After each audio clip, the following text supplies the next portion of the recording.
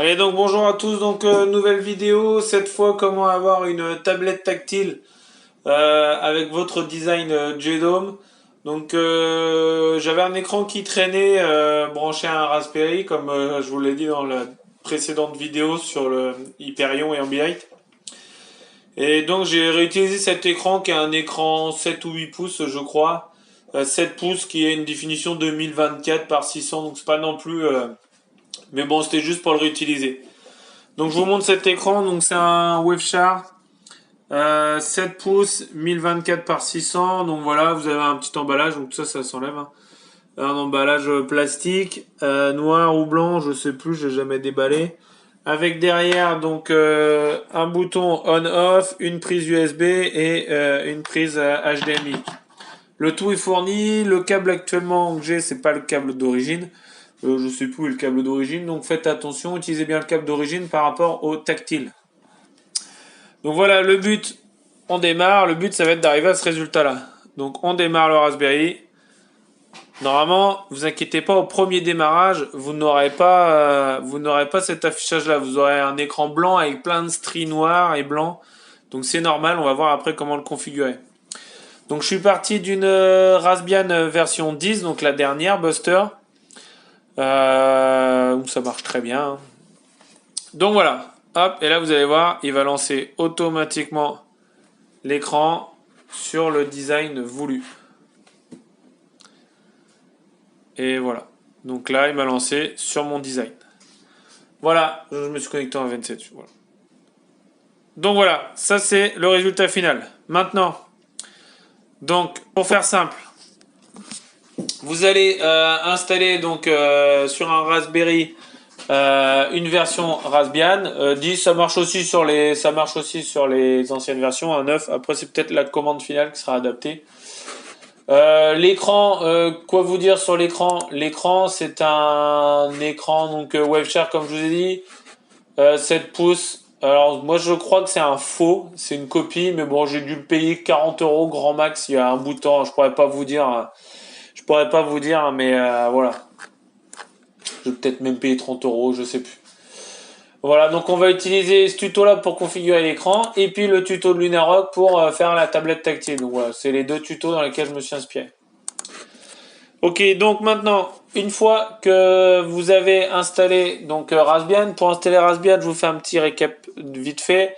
Donc vous prenez l'image Raspbian, donc là le mieux c'est de prendre la full, donc la full mais pas avec tous les logiciels, vous prenez la première version full pour avoir un bureau, sinon vous n'aurez pas de bureau si vous prenez la little. Ensuite, vous prenez Etcher par exemple, Etcher qui va vous permettre de copier l'image sur votre carte micro SD. Ensuite, il y aura deux fichiers à mettre, enfin au moins un au tout début, enfin même les deux. Il y aura le fichier WPA, je vous mettrai les noms en résumé avec une config de base pour vous connecter à votre Wi-Fi. À part si vous êtes sur Ethernet, ça, vous n'avez pas besoin de le mettre. Et il faudra mettre aussi un fichier SSH. Donc ça, c'est un fichier SSH sans extension vide que vous mettez donc à la racine de votre carte micro SD. Donc une fois qu'on a fait ça, on se connecte en SSH. Donc pour se connecter en SSH, c'est SSH. Donc si vous êtes sous Linux comme moi, SSH 192 votre adresse de votre Pi ou pas. SSH espace l'utilisateur. Donc par défaut c'est Pi. Là moi j'ai laissé Pi. Hop. Là il vous demande la clé OK. Hop.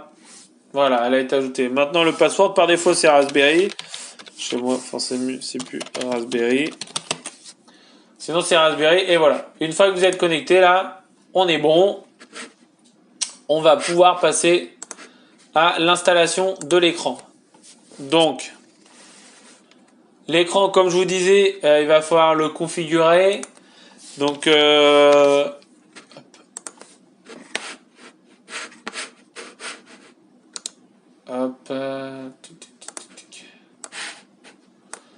donc l'écran, il va falloir le configurer.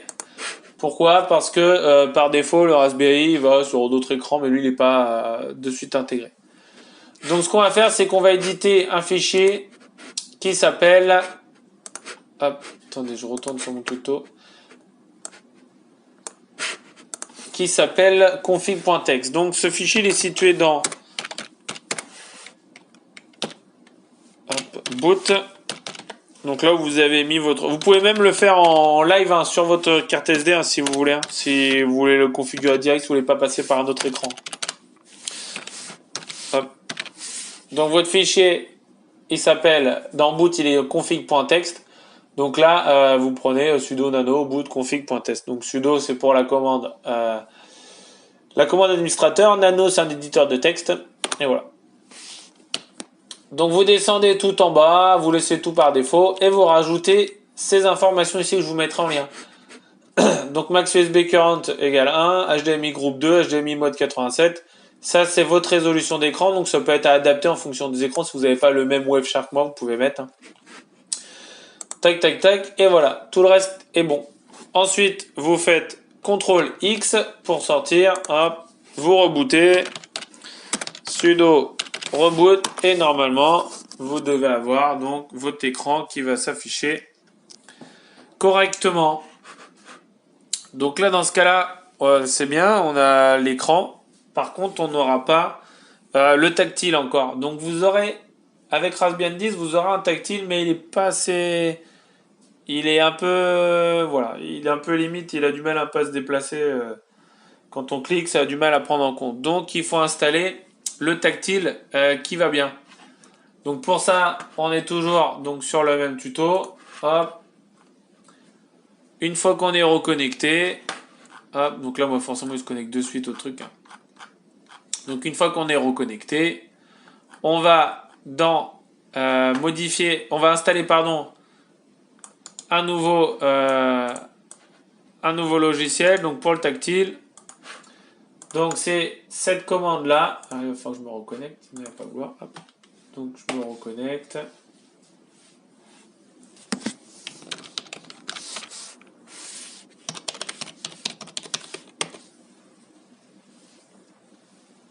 Aïe.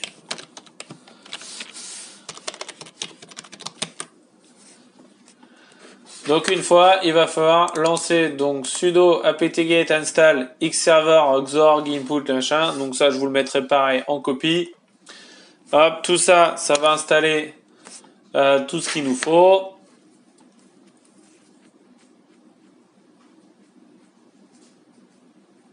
Donc le gros avantage de cet écran par rapport à l'écran officiel du Raspberry, c'est qu'au final derrière, vous êtes quand même très plat. Vous avez juste les deux connectiques qui sortent sur le côté et si vous laissez l'écran sur on en permanence, vous êtes très plat, ce qui fait que vous pouvez le coller au mur assez facilement. Donc voilà, ça c'est installé. Ensuite, on configure le fichier. Donc on crée d'abord un dossier. Hop, on crée d'abord le dossier. Bah, il est déjà créé, donc c'est pour ça qu'il met. Ensuite, le fichier, pardon. Ensuite, on fait un lien. Hop. On fait un lien virtuel, hop, qui est déjà fait. On copie, pardon, excusez-moi, le fichier. Je vous donne toutes les commandes. Et ensuite, là, alors on a besoin d'apporter une modification que sur un seul, que dans un seul moment. C'est si vous avez retourné votre écran. Moi, il est dans le sens d'utilisation classique, mais si vous l'avez retourné, dans ce cas-là, il faudra rajouter l'option calibration matrix. Donc moi, je l'ai pas mise ici. Je vais peut-être vous la rajouter en commenté. Comme ça, hop. Donc c'est dans input class, c'est identifié, ok, tac, tac, tac. Je vise, hop, hop.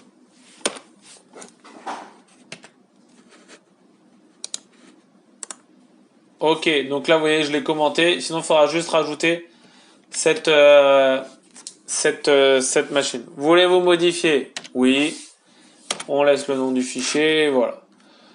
Ensuite, je vous mettrai les options, sinon vous les trouverez sur le lien que je vous mettrai. Ensuite, une fois qu'on a ça, et ben là, on a tout bon. Donc ça, c'est fin de la configuration de l'écran. Maintenant, pour pouvoir mettre son thème, donc on va s'appuyer sur le tuto de Lunarock, là, comme je vous ai dit ici. Donc en gros, il faudra modifier, hop, il faudra connaître votre adresse. Donc on se connecte sur GDOM.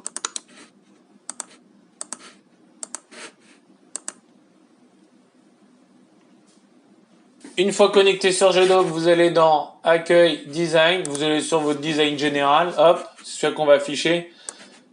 Et vous avez l'adresse ici. Si vous rajoutez, hop, si vous rajoutez ici, je crois que c'est full screen.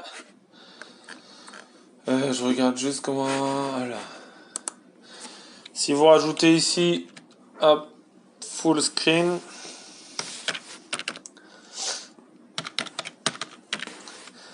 Égale 1. Normalement, vous perdez le menu, vous voyez? Allez, donc là, je vais enlever le plein écran. Hop, je ne peux pas... Donc voilà. Donc nous, on va le garder comme ça et on modifiera après. Donc ça, on a l'information. Donc on a notre adresse qui est bien donc celle-là. OK. Maintenant, il va falloir modifier un fichier pour pouvoir le lancer automatiquement sur Chromium. Donc, on peut le faire encore en SSH. D'ailleurs, on va le faire en SSH. Ce sera plus simple. Donc, sur Raspbian 10, le fichier, il est à cet endroit-là. Donc, pareil, je vous mettrai les liens ou je vous ferai le... Hop, parce que sur le tuto de Lunarock, c'était sur un autre Raspbian, donc il est... Donc, vous faites sudo nano, hop, accession machin. Vous avez ça à l'origine, ça y est, les trois là, ils y sont. Lui, il y est aussi, donc il faut le commenter. Pour le commenter, vous faites un dièse. Et voilà, ça commente. Ensuite, qu'est-ce que ça veut dire? Ici, ça veut dire que il y aura la mise en veille de l'écran. Ici, ça veut dire que la mise en veille, elle se fera en gros toutes les 60 secondes. Maintenant, il faut rajouter ici cette phrase-là. Hop, que je vous mettrai, que je vais vous mettre en... Voilà, donc c'est bien, vous rajoutez ça, start full screen, hop, l'adresse, votre adresse de votre plan, donc là, moi, mon plan égale 15, ok, et full screen égale 1. Et là, ici, on verra pour après, c'est pour la souris. Donc ça, vous pouvez le mettre déjà si vous voulez. Donc je vous donnerai cette config. Une fois que vous avez mis ça, hop, vous sauvegardez avec CTRL X toujours, hop, ok. Normalement, lorsque vous redémarrez, il commencera directement. Donc pour information, on va installer autre chose. Quelque chose qui va vous permettre d'enlever le clic de la souris. Donc pour enlever le clic de la souris, vous installez Unclutter. Donc ça, vous l'installez et après donc vous rajoutez donc ce fameux unclutter idle 0 à la fin du fichier. Voilà. Si vous voulez pas le faire, ça vous le faites pas. C'est juste ça vous cache la souris, c'est quand même plus sympa. Voilà, ensuite on fait un sudo reboot et vous avez votre écran. Donc là je reboot, vous allez avoir tout qui va redémarrer et qui commencera directement en full screen.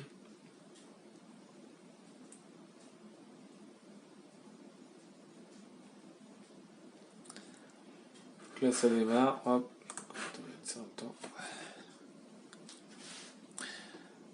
Donc là hop.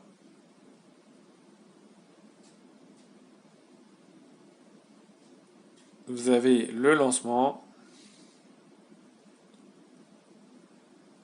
Et voilà. Donc là, vous avez votre thème. Donc voilà, donc vous arrivez sur cet écran. Et bah là, vous pouvez activer tout ce que vous voulez. Donc là, moi, je ne vais pas pouvoir parce que j'ai pas mis les droits. Bah si, ça marche. Voilà. Hop. Donc là, je peux activer mon alarme. Supprimer mon alarme. Voilà. Et vous avez les infos. Après, vous pouvez aller dans les différents menus. Donc, j'ai pas encore tout réglé. Hein. Mais voilà, vous avez les différentes infos. Et voilà. Voilà, c'est tout pour ce tuto. N'hésitez pas à laisser des commentaires, à demander des tutos. Si vous avez des questions, n'hésitez pas. J'essaie d'y répondre assez rapidement si j'ai la réponse. Si j'ai pas la réponse, je vais continuer à chercher. Et voilà. Allez, au revoir, à la prochaine.